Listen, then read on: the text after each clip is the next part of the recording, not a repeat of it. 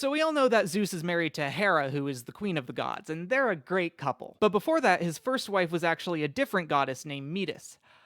It didn't work out for them. Metis was the daughter of the Titan gods Oceanus and Tethys, and she's described by Hesiod as a goddess of wisdom. There's not really much written about her in surviving mythology, but the small role she did play was pretty important. You'll remember that Zeus's siblings were originally trapped inside their dad Cronus, because right after each of them were born, he would just eat them. Well, according to Pseudo-Apollodorus, it was actually Metis who slipped Cronus the drug that got him sick and made him puke all his kids back up. Afterwards, Zeus married her, but then he received a prophecy from his grandparents, Gaia and Uranus, that should he and Metis have a son together, that son would be more powerful than him and take his place. Which would be a real bummer for Zeus, because he had just spent the last 10 years fighting his dad because he wanted to be the one in charge. Now, I suppose Zeus could have simply stopped doing the nasty with her and there would have been no problem, but this is Zeus we're talking about, that's a big ask. So instead, he took some inspiration from his old man and ate her.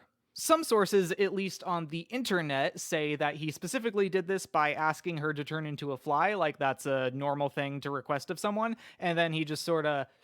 But I can't actually find any ancient Greek sources saying that, and if I can't find any ancient sources, I err on assuming that it came from outside of Greek tradition. It might have just been made up by some medieval scribe. Anyway, Metis was already knocked up by the time Zeus swallowed her, and then inside his belly, I guess, she gave birth to Athena, and then Athena popped out of his head, and since Athena wasn't a dude, everything was chill. You might be a little confused now because you heard somewhere that Athena had no mother, and that's probably because there are some other Greek sources that seem to suggest that. Homeric hymn 28 to Athena recounts her birth and leaves no mention of Metis. And Aeschylus has Athena straight up say that no woman gave birth to her. So what might be going on here? Well, the name Metis isn't just a name. It's also an everyday word in ancient Greek that means something like clever, cunning, or crafty. So while Hesiod and Apollodorus definitely viewed Metis as an individual goddess, it we don't know, that other people saw her simply as an aspect of Zeus, personifying his intellect. So with that interpretation, I guess you would see the story with Cronus as Zeus using his craftiness